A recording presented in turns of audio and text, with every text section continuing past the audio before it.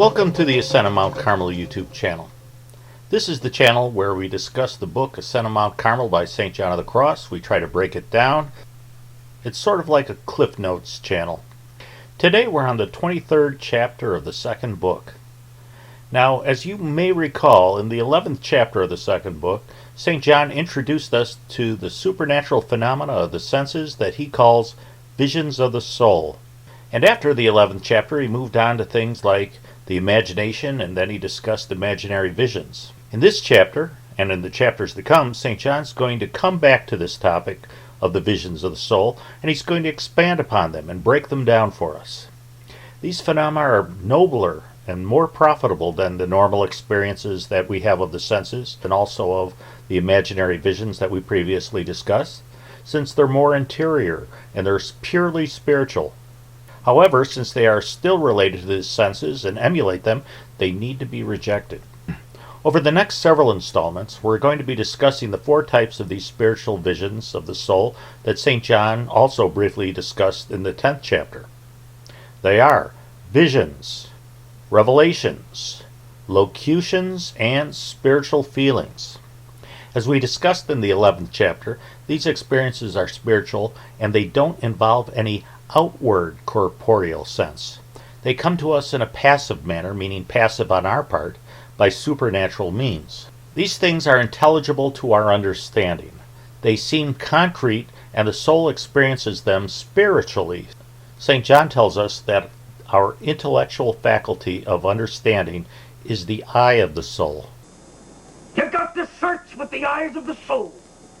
St. John breaks these visions of the soul down into subcategories. First are visions. Since these phenomena of the senses involve sight or vision, they're called visions. With visions, it's as if the soul is seeing something without the aid of any outward sense of vision.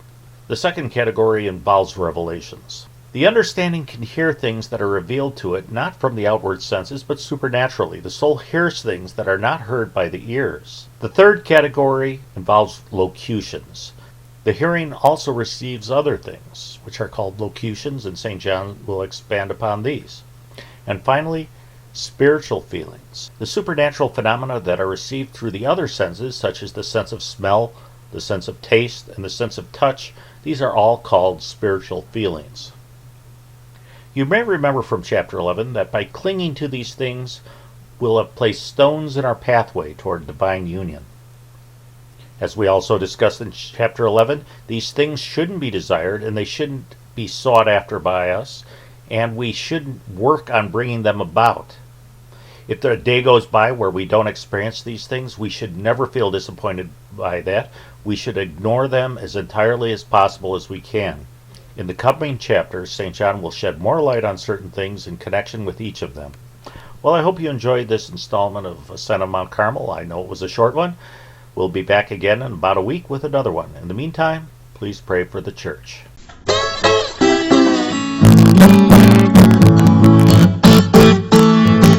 Got stones in my pathway, and my road seems dark at night. I got stones in my pathway, and my road seems dark at night. I have a pain in my heart that has taken my appetite.